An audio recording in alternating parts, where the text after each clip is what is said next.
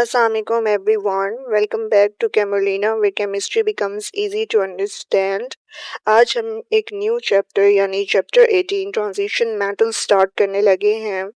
इस लेक्चर में हम समझेंगे कि ट्रांजिशन एलिमेंट्स क्या होते हैं, फर्स्ट रो ट्रांजिशन मेटल्स कौन से हैं, स्कैंडियम और जिंक को ट्रांजिशन एलिमेंट्स क्यों नहीं माना जाता, और हम ट्रांजिशन एलिमेंट्स की इलेक्ट्रॉनिक कॉन्फ़िगरेशन को डिटेल में डिस्कस करेंगे।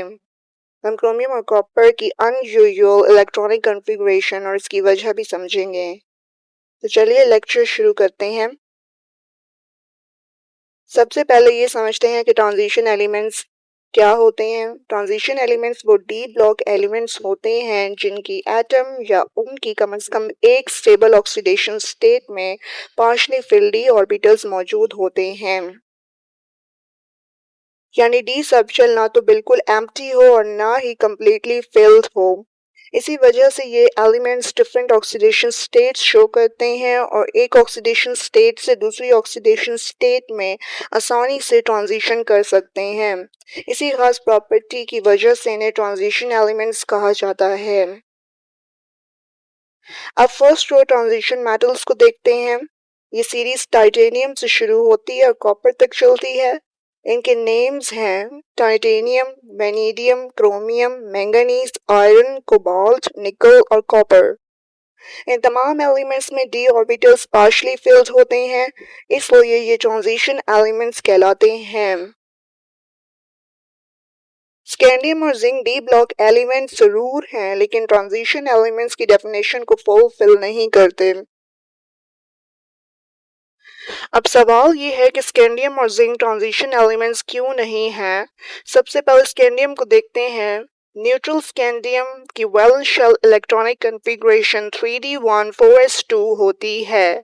जब स्कैंडियम 3 इलेक्ट्रॉन्स लूज करता है और स्कैंडियम 3 पॉजिटिव आयन बनता है तो उसकी valence shell electronic configuration 3d04s0 हो जाती है। यहाँ d ऑर्बिटल बिल्कुल एम्प्टी हो गया है।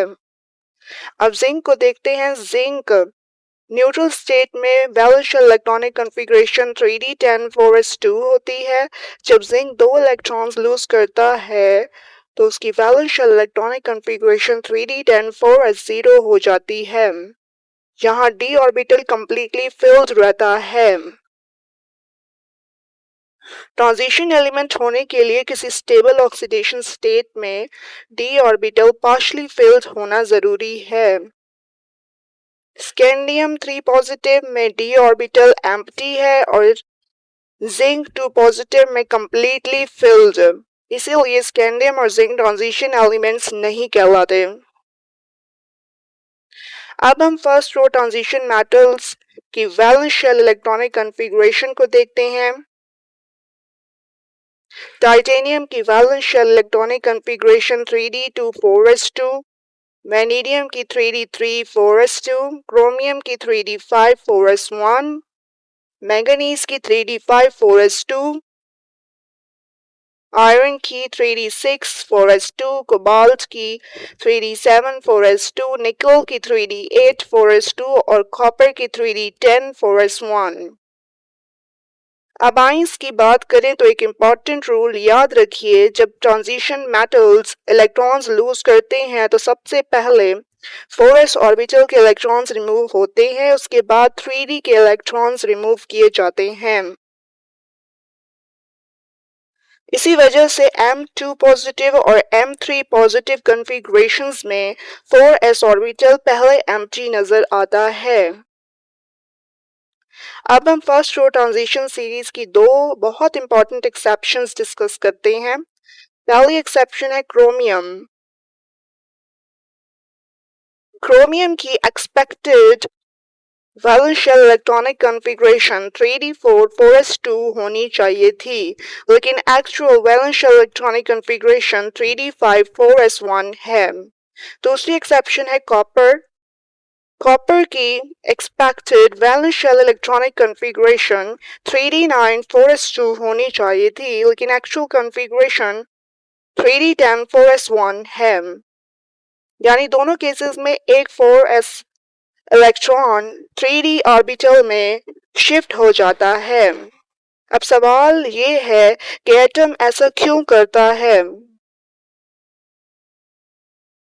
ट्रांजिशन एलिमेंट्स की इलेक्ट्रॉनिक कॉन्फ़िगरेशन आमतौर पर ऑफ बाउ प्रिंसिपल को फॉलो करती है, सिवाय क्रोमियम और कॉपर के। ये दोनों एलिमेंट्स अनयूजुअल बिहेवियर दिखाते हैं क्योंकि ये हाफ फिल्ड 3d5 और completely filled 3d10 d subshell हासिल करके ज्यादा स्टेबिलिटी पा लेते हैं।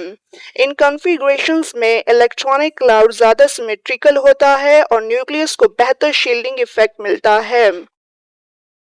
इसी एक्स्ट्रा स्टेबिलिटी की वजह से क्रोमियम और कॉपर अपना एक इलेक्ट्रॉन 4s ऑर्बिटल से 3d ऑर्बिटल में शिफ्ट कर देते हैं। इस तरह क्रोमियम और कॉपर ज्यादा स्टेबल इलेक्ट्रॉनिक कॉन्फ़िगरेशन हासिल कर लेते हैं। That's all for today's lecture. See you in the next lecture. Allah Hafiz.